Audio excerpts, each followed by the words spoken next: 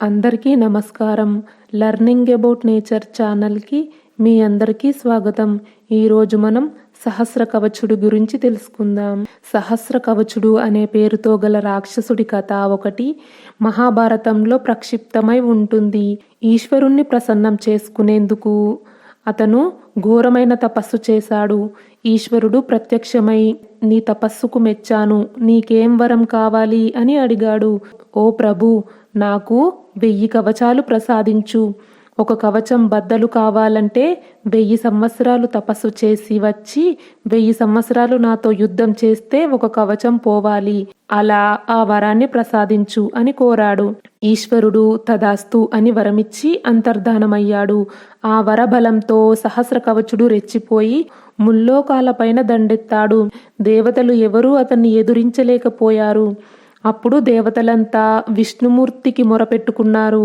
వారి మొర విని విష్ణుమూర్తి తానే నరనారాయణులుగా భూమిపై అవతరించాడు. నరనారాయణులు సహస్ర కవచుడితో 1000 సంవత్సరాలు యుద్ధం చేయసాగారు. అదే సమయంలో నరుడు 1000 సంవత్సరాలు యుద్ధం చేశాడు. 1000 సంవత్సరాలు ముగియగానే ఒక కవచం బద్దలైంది. నారాయణుడు 1000 సంవత్సరాలు తపస్సు చేస్తుంటే నరుడు 1000 సంవత్సరాలు యుద్ధం చేసి కవచం పగలగొట్టాడు. ఈ విధంగా నరనారాయణులు ఒక 1000 సంవత్సరాలు నరుడు, ఒక 1000 సంవత్సరాలు నారాయణుడు, ఇలా కొన్ని వేల సంవత్సరాల పాటు తపస్సు చేస్తూ యుద్ధం చేస్తూ అలా 999 కవచాలు, 999 కుండలాలు ఊడిపోగా ఒక సెట్టు కవచ కుండలాలు మాత్రమే మిగిలాయి. కవచుడు ప్రాణభయంతో దేవతలని ప్రార్థించాడు. ఎవరూ అభయం ఇయ్యలేదు. చివరికి సూర్యుడు జాలిపడి అభయమిచ్చాడు. సూర్యుడిలో కవచుడు దాగుండిపోయాడు. అప్పుడు నరనారాయణులు కవచుడి కోసం వెతికారు. ఆ విషయం సూర్య భగవానునికి తెలిసింది. అప్పుడే దుర్వాసుని వరం పొందిన కుంతి సూర్యుణ్ణి ప్రార్థించింది. దుర్వాసుని వర ప్రభావం ఫలితంగా సూర్యుడు తనలో ఉన్న కవచుణ్ణి కుంతికి గర్భదానం చేశాడు. కుంతికి సహజ కవచంతో కవచుడు జన్మించాడు. కన్య అయిన కుంతి కవచుణ్ణి పెంచటానికి భయపడి నదిలో విడిచిపెట్టింది. అతడే రాధకు దొరికిన పసికందు. అతన్ని రాధేయుడని పిలుస్తారు. వసుసేనుడు అని కూడా పిలుస్తారు. కౌరవుల పక్షాన చేరిన కర్ణుణ్ణి కురుక్షేత్రంలో సంహరించడానికి నరనారాయణులు కృష్ణార్జునులుగా జన్మించారు. నరుడు అర్జునుడైతే నారాయణుడు కృష్ణుడు. వారిద్దరికీ భేదం ఏమీ లేదు. కర్ణుని సంహరించింది ఇద్దరైనా ఒక్కరే. అందుకే అశ్వత్థామ నరనారాయణులైన కృష్ణార్జునులను ఏమీ చేయలేకపోయాడు. కృష్ణుణ్ణి ఏమీ చేయలేని నారాయణాస్త్రం అర్జునుణ్ణి కూడా ఏమీ చేయలేదు. రూపాలు వేరైనా కృష్ణార్జునులు ఒకే మూర్తులు, శక్తియుక్తులు, అభేద్యములు.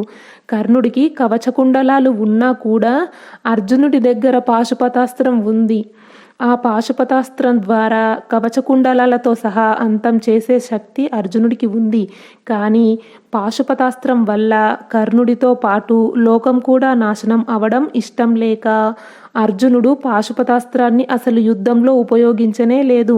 అర్జునుడి దగ్గర కర్ణుడి కవచకుండలాలు కంటే 1000 రెట్లు శక్తిగల పాశుపతాస్త్రం ఉంది. కాబట్టి కర్ణుడికి కవచకుండలాలు ఉన్నా కూడా అర్జునుడు కర్ణుణ్ణి చంపేవాడే. ఇంతకు ముందు నేను విజయధనస్సు అనే ఒక వీడియో చేశాను. కానీ విజయధనస్సు కంటే గాంధీవం ఎన్నో రెట్లు గొప్పది. విజయధనస్సు గొప్పదని కర్ణుడు అర్జునుడికి చెప్పుకున్నాడు. కానీ గాంధీవం ఎన్నో రెట్లు గొప్పది. గాంధీవాన్ని బ్రహ్మదేవుడు తయారు చేశాడు. కాబట్టి కర్ణుడి కన్నా అర్జునుడి దగ్గర ఉన్న శక్తి గొప్పది. అర్జునుడు దైవాంశ సంభూతుడు కాబట్టి అర్జునుడే గొప్పవాడు. కర్ణునిలో రాక్షస శక్తి ఉంది కాబట్టి అర్జునుడే గొప్పవాడు. నరనారాయణుల అవతారం అయిన కృష్ణార్జునులు హీరోలు, కర్ణ దుర్యోధనులు విలన్లు. ఈ విషయాన్ని మర్చిపోవద్దు.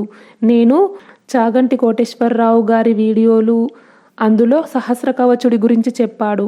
తర్వాత వద్దిపర్తి పద్మాకర్ గారి మహాభారతం ప్లేలిస్ట్ లింక్ కామెంట్లో పిన్ చేస్తాను. టైం ఉన్నవాళ్ళు మొత్తం మహాభారతం వినండి. యూట్యూబ్ సెర్చ్లో కూడా వస్తాయి. కాబట్టి ఒకసారి మహాభారతాన్ని విని ఎవరు విలన్లో ఎవరు హీరోలో మీరే అర్థం చేసుకోండి. సినిమాలు, సీరియళ్ళు, వెబ్సైట్లో వచ్చే కొన్ని వ్యాసాలు ఇందులో కర్ణుణ్ణి మాత్రమే హీరోలు చేసి రాస్తారు. కానీ వద్దిపర్తి పద్మాకర్ గురువు గారి మహాభారతం సెర్చ్లోకి వెళ్ళి చూడండి. తప్పనిసరిగా చూస్తేనే ఎవరు విలన్లో ఎవరు హీరోలో అర్థమవుతుంది. ఈ వీడియో గురించి మీ అభిప్రాయాన్ని కామెంట్ బాక్స్లో తెలియచేయండి. ఈ వీడియో నచ్చితే లైక్ చేయండి, షేర్ చేయండి. లెర్నింగ్ అబౌట్ నేచర్ ఛానల్ని సబ్స్క్రైబ్ చేయండి. బెల్ ఐకాన్ గుర్తుపై క్లిక్ చేయండి. ఇంతవరకు ఈ వీడియో చూసినందుకు మీ అందరికీ ధన్యవాదాలు. సర్వే జన సుఖినో భవంతు. కృష్ణార్పణం.